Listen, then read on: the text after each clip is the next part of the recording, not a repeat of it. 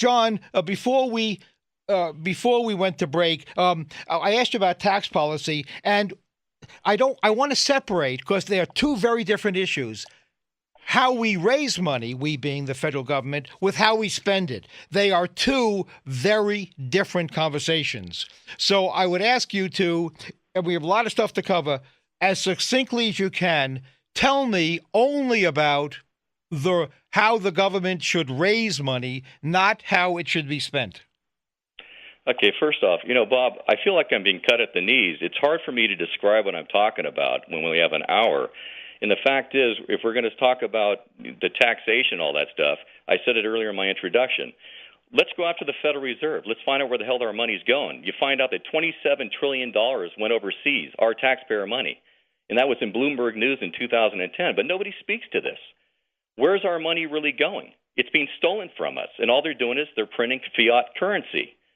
So when you talk about taxation, I'm telling you that 51 cents on the dollar goes overseas.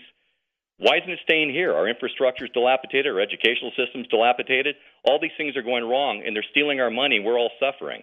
So to me, honestly, what the biggest problem is, the Federal Reserve and crony capitalism. I'm all for capitalism, but we don't have capitalism today. We have a whole bunch of people that are supposed to be legislating to help us that are actually on the take. They have too many lobbyists. They control every aspect of our lives right now, including the food industry, as I said, every aspect of our lives. And I wish we could talk for 4 hours because it's really difficult for me to speak to one issue when the biggest problem is cutting the head off the Federal Reserve. Hey, it's interesting. In the course of your last commentary, you mentioned crumbling infrastructure. And I perked up when you said that because I would ask you, what do you say to those of us, and I include myself, who say that infrastructure is not the business at all of the federal government? The federal government has nothing to do with and should have nothing to say about infrastructure. I think President Eisenhower was dead wrong in building the interstate highway system in the 50s. He did so on the basis of it was needed for national defense. He said we need an interstate highway system to move troops around if we're attacked. How silly is that? So there are those of us out there who say the federal government has nothing to do with infrastructure. It's the business of the states and the users, but not the federal government. Okay, that's fine. And I'll say to you right off the bat, if you go back to 2008 when Bush was talking about the bailouts and then Obama signed it into this law, we actually had $150 billion in debts, all 50 states combined, $150 billion in debts. We gave in bonuses that very same year, not the car industry, not the insurance agency, strictly for the banks. They forgot to put a stipulation in there, Bob, whereby they took out $148 billion in bonuses. That's what I'm talking about. We're wasting money. We're having our money stolen, and nobody talks about that. And the fact is, I'll be quite honest with you once again, I can't get on mainstream news except for your show because they don't want me to speak to it because, for the most part, mainstream news is owned by 5 different corporations.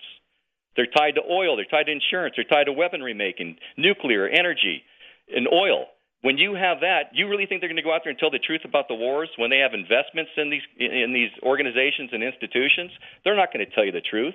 If you want to bring America back, sever the head of the Federal Reserve, bring our troops home and start taking care of the people here and expose the Federal Reserve for what they are. They're a cartel. That's all they are. And it all stems from 9/11.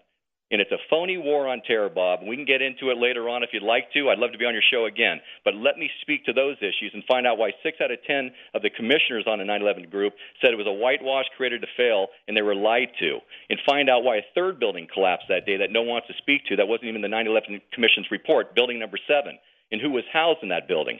This entire thing was due to PNAC, the Project for the New American Century, with Dick Cheney, with Wolfowitz, with Pearl, and Jeb Bush and the rest of them. They wanted a cataclysmic event. They wrote about it in 1997 and 2000, the PNOC Doctrine. They got exactly what they wanted. They wanted a cataclysmic event like Pearl Harbor. And look where we are today.